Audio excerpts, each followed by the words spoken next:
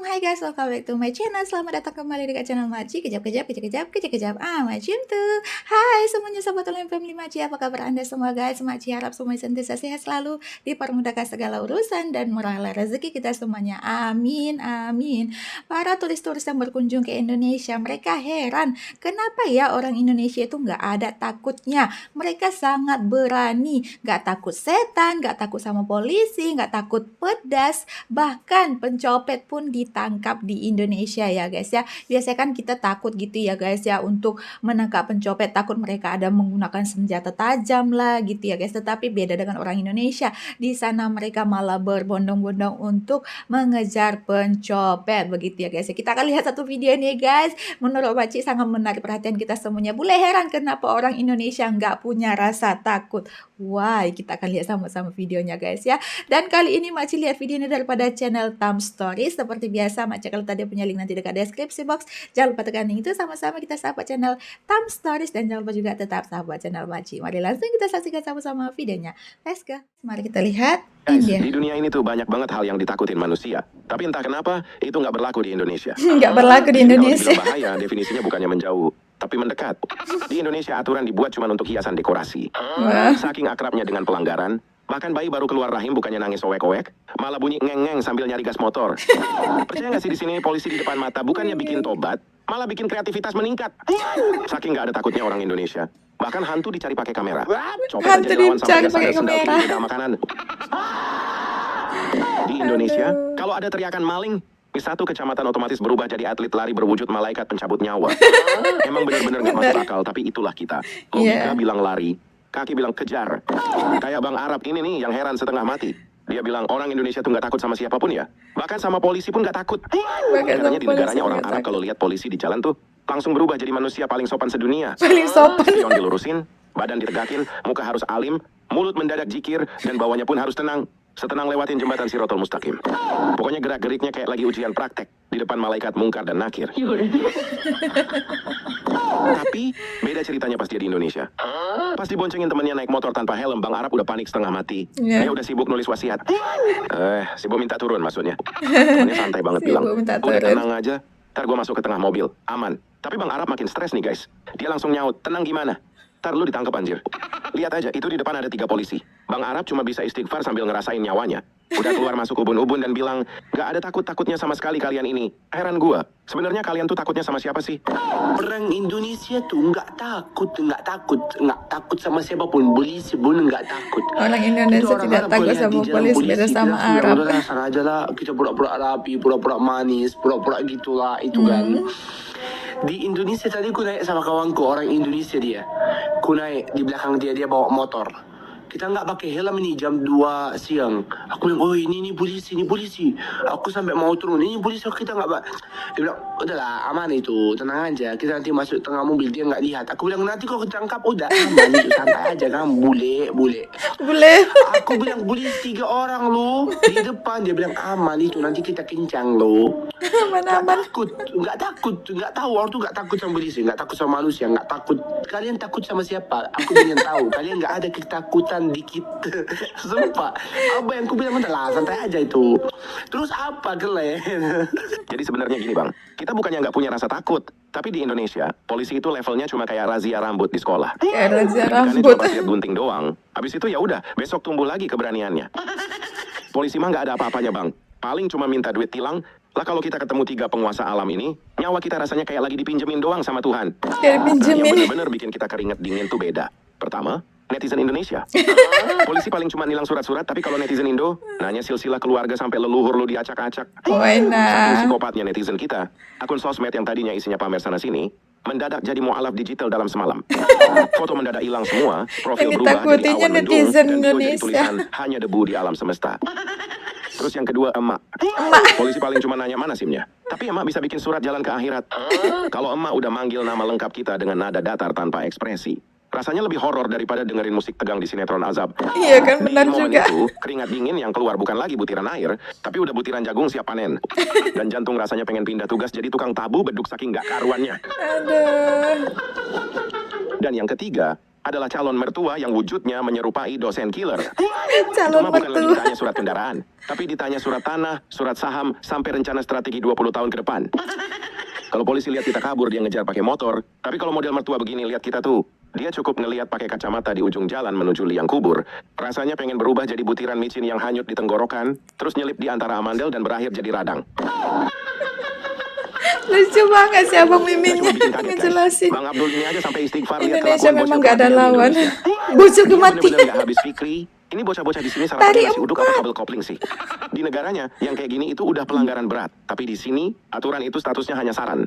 Atau kalau lagi niat, rekomendasi opsional. Kalau bukan buat ngelindungin, ya buat jadiin tantangan adrenalin. Dia sampai nggak percaya, bisa-bisanya orok yang lehernya aja masih meleyot kayak ayam mati suri. Bahkan tali arinya belum kering. Udah pada jago freestyle bawa motor ke sekolah. Kaki belum sanggup nginjek aspal, tapi nyalinya udah nyampe ke gerbang langit. Oh, parah. Parah sih kamu. Tari empat guys, orang dewasa pun gak berani tari empat. Mereka tari empat. Indonesia emang gak ada lawan gitu. Wih. Jadi begini bang, bocil zaman sekarang itu cita-citanya setinggi pintu surga, tapi usahanya sebatas nego tumbal sambil nangis pakai nada siksa kubur. Dan di sini tuh kasih sayang orang tua emang bentuknya agak ekstrim. Minta motor diturutin, minta iPhone langsung diiyain. Katanya biar hasil foto butiran daki yang udah jadi fosil di leher, detailnya bisa buat bahan penelitian mahasiswa arkeologi. Terus besoknya, satu keluarga minum air keran pakai micin, buat ganjel usus yang udah saling lilit. Ya Emang aneh sih Allah. bang, tapi standar hidup di sini tuh lebih mentingin gengsi daripada pertumbuhan otak si bocil, yang ukurannya udah mengecil jadi seukuran boba di belakang iPhone-nya.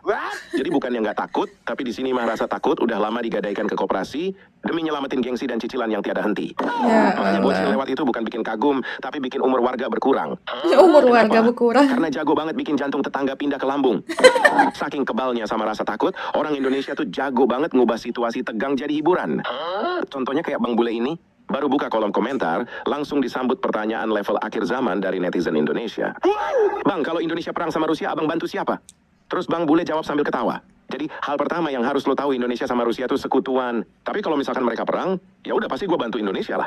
Sebelum mereka sampai Indonesia udah mampus duluan mereka, kenapa? Tinggal main santet beres urusan bro. Abang, kalau Rusia perang sama Indonesia, abang bakal bantu yang mana? Hal yang pertama yang lu harus tahu, Indonesia sama Rusia itu sekutuan. Dan kedua, kalau mereka misalnya perang, ya jelas gue bakal bantu Indonesia. Anjir, sebelum mereka nyampe Indonesia udah kena mampus semua. Kenapa? Tinggal main santet, coy. Beres urusan, bro. Beres Bener, Bang. urusan. Rusia boleh bangga punya nuklir, tapi kita punya paku bumi yang bisa pindah ke perut tanpa perlu lewatin bea cukai. Belum lagi rudal selepet sarung santri yang hulu ledaknya pakai saripati air doa. Bayangin aja, jenderal lawan lagi serius mimpin rapat perang, tiba-tiba muntahin tabung melon hasil kiriman paket gaib GNA, jalur neraka ekspres. Jalur neraka Belum lagi pasukan ekspres. mata-mata netizen kita yang bergerak bukan buat nyadap telepon, tapi nyolong celana dalam lawan lewat lubang ventilasi buat dijadiin media syirik. Emang cuma di Indonesia doang bang, tank baja paling canggih di dunia bisa tiba-tiba mogok, cuma gara-gara ditempelin stiker doa ibu yang udah dimodifikasi pakai jampi-jampi anti logam. Jadi buat apa takut perang? Selama stok kuntilanak kita masih aktif shift malam, belum sempat ngatur strategi, lawan baru nyalain radar udah disamperin duluan dari belakang. Yang lain lari kalau lihat setan, kita malah nanya, sendirian aja mbak. Makanya wajar sih kalau orang Indonesia dibilang nggak ada takut-takutnya, karena cuma di sini setan bukannya ditakutin, malah diajak mabar sambil dijadiin tumbal buat ngerjain tentara lawan. Pokoknya selama kopi masih dianggap solusi, sebat masih jadi tombol jeda emosi, dan dukun belum ganti profesi, Indonesia mah aman sentosa dari gempuran teknologi masa kini. Iya ya. Nggak cuma itu aja guys. Bahkan orang Indonesia tuh urat takutnya udah putus, apalagi kalau soal pedes. Kayak Mas Kuat Hasan asal banget makan Indonesia ini, pedas. yang ditantangin makan cabai sama orang Turki. Kayaknya buat orang Turki, makan pedes tuh udah masuk pencapaian hidup. Tantangan pertama, Mas Hasannya disuruh makan cabai rawit Turki. Secara visual emang intimidasi banget, warnanya merah menyala kayak cabai setan lah. Tapi di lidah orang Indonesia tetap aja nggak sesetan itu. Rasanya cuma kayak kena cubit manja ya, belum sampai bikin sujud syukur di depan wastafel. Belum puas, naik ke tantangan kedua. Cabenya lebih gede, dan kelihatannya lebih niat bikin orang pingsan. Tapi kalau di Indonesia, rasanya cuma kayak cabai yang biasanya dimakan sambil ngobrol santai, bukan bukan yang dimakan sambil istighfar. Kecil. Kecil. Indonesia beda Inggris. Saat di Turki, Mas Kasan selalu ditantang makan cabai oleh orang Turki. Tampaknya makan cabai itu sudah menjadi hal yang sangat hebat di Turki. Kita coba ya, apakah Mas Kasan bisa menerima tantangan dari orang Turki ini makan cabai? Of course, kecil dikasih ginian. Kecil. Sure, I saw the world. I can eat this.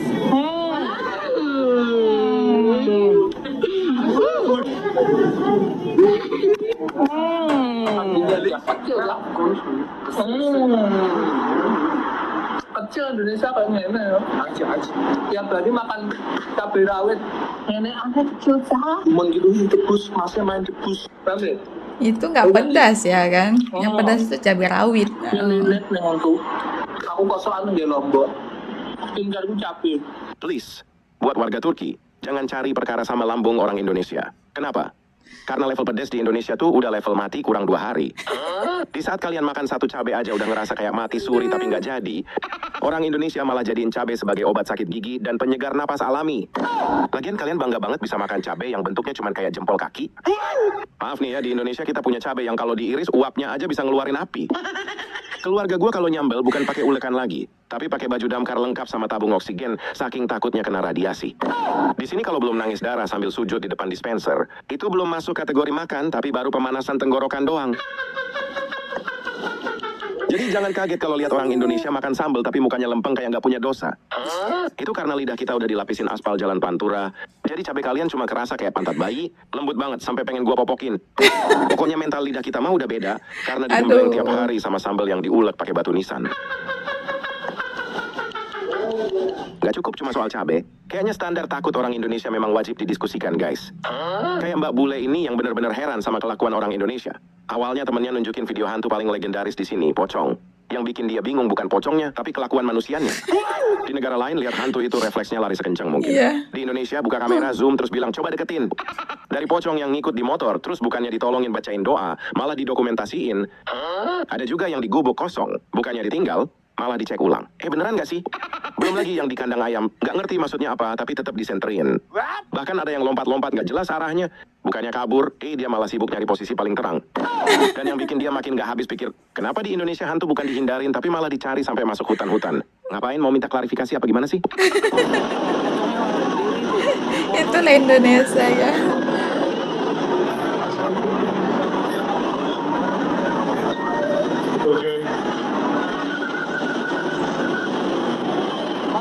Tengok tuh.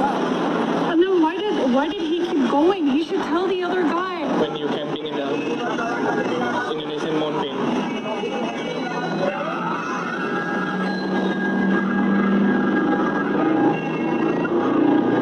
Kalau di luar negeri hantu, kalau nampak hantu cepat lari ya. Kalau di Indonesia nampak hantu pengen didekatin, pengen di zoom gitu ya. Kayak mana bentuknya?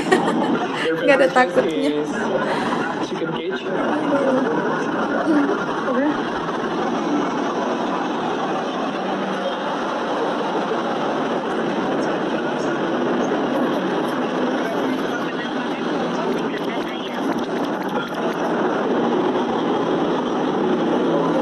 Right there. No? Yeah. That one. Why do they always have to go like this? Yeah, Why can't they just go like this? Hold on. Tapi mbaknya takut ya nengok ya. Why are people out in the forest so late? Berani banget nengok.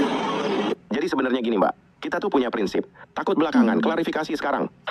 Jadi kita tuh nggak bisa kalau cuma dengar cerita, harus banget divalidasi pakai mata kepala sendiri sampai benar-benar nempel di depan muka. Kenapa malah dicari sampai ke hutan-hutan? Ya karena kita tuh orangnya kepoan. Kalau ada penampakan di balik pohon, logika kita bukannya lari, tapi malah mikir, ini pocong beneran apa? Cuma karung pupuk yang lagi nyari jati diri. Makanya kita samperin, kita senterin, kalau perlu kita ajak diskusi biar masalahnya jelas. Kita tuh tipe orang yang lebih sering pingsan karena kaget. Daripada insomnia seumur hidup gara-gara kepikiran itu tadi setan, apa cuma plastik sampah ditiup angin?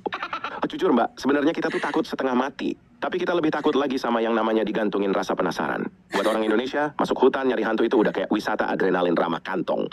Ngapain bayar mahal ke Dufan, kalau bisa dapat sensasi jantung mau copot cuma modal senter dan keberanian yang dipaksain. Kita cukup samperin setannya, kita tungguin lompatnya. Kalau perlu kita kasih rating. Kalau setannya kurang serem, kita komplain. Bang, lompatnya pelan dikit, ini kamera gua nggak fokus. Terus itu kain kafannya kok dekil banget, nggak ada niatan di laundry apa gimana? Gua udah jauh-jauh nyari yang paling horor, jangan ngasih penampakan ala kadarnya dong. Bahkan dari kejadian yang diunggah akun X Aheral Obses ini bener-bener ngebuktiin kalau turis Indonesia itu nggak cuma jago jajan, tapi juga jago operasi tangkap tangan. Operasi tangkap Bayangin, tangan. karena indahnya Italia, mbak-mbak ini bukannya panik pas kecopetan, malah ngeluarin jurus tenaga dalam Ibu Pertiwi. Lihat aja tuh mbaknya, bener-bener definisi the power of mbak-mbak Indo. Dari teriak sampai ngomel, semua tenaga dalam dikeluarin semua. Kayak lagi manggil hujan pakai doa ibu, kenceng banget. Bahkan gelombang suaranya nyampe Italia bagian belakang.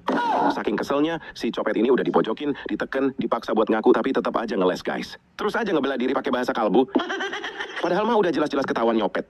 Dan di titik inilah semesta buka aibnya. Pelaku yang awalnya ngelak, lama-lama jadi kaku sampai nunduk, dan nutupin mukanya pakai rasa malu yang dibungkus seadanya.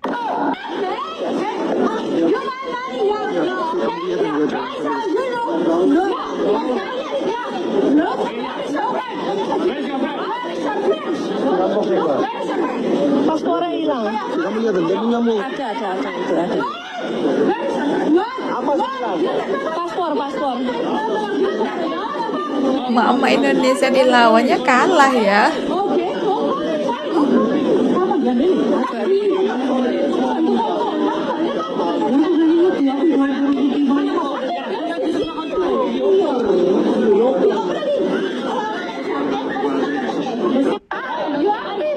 Jam 5.30.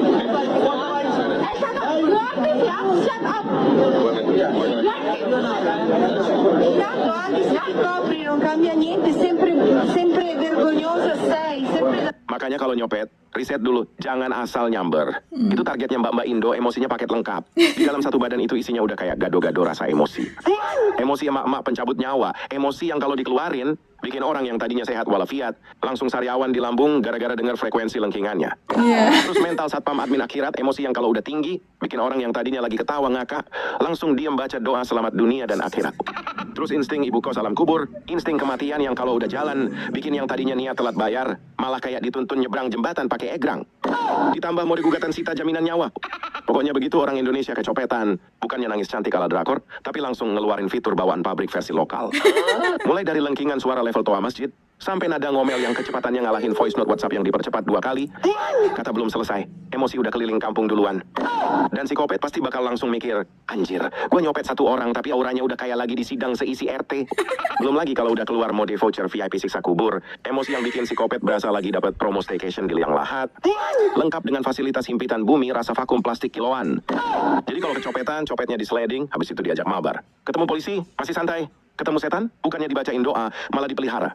Kenapa? Karena di Indonesia, yang paling ditakutin itu bukan bahaya, tapi rasa penasaran yang gak kelar-kelar. Bayangin, lagi sakaratul maut aja kita masih sempet-sempetnya nanya ke malaikat Israel. Bentar bang, jangan dicabut dulu nyawanya. Itu tetangga sebelah beneran cerai gara-gara pelakor atau cuma settingan.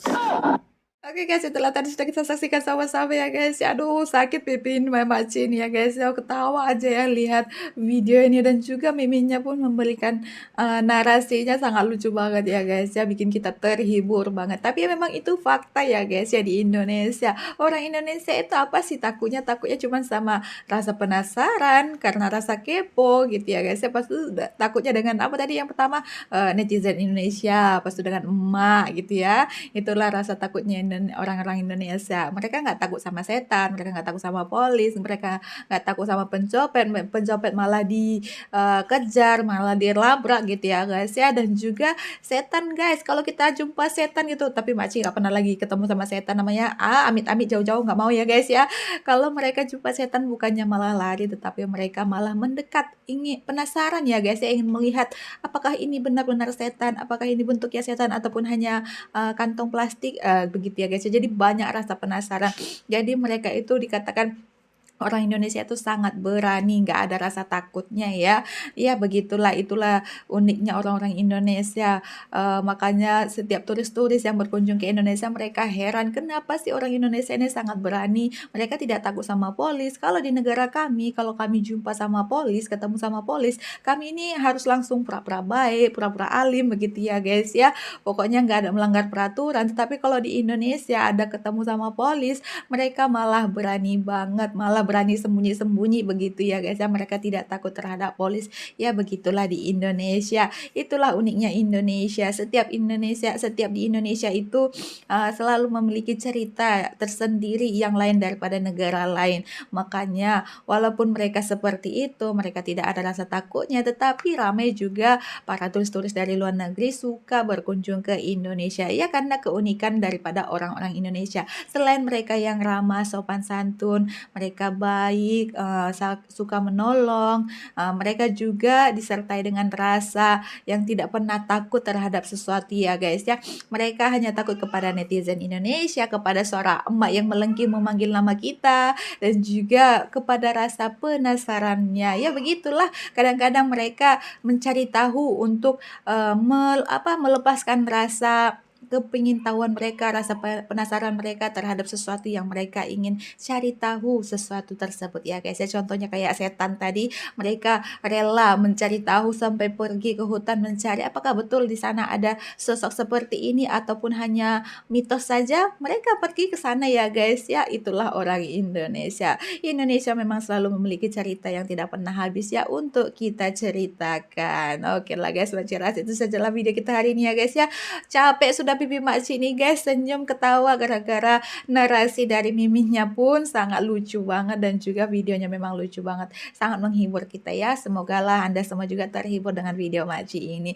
Terima kasih untuk Anda semuanya guys karena sudah menonton video makcik, dan kita akhiri saja sampai di sini. Jumpa lagi di next video. Bye bye. Assalamualaikum.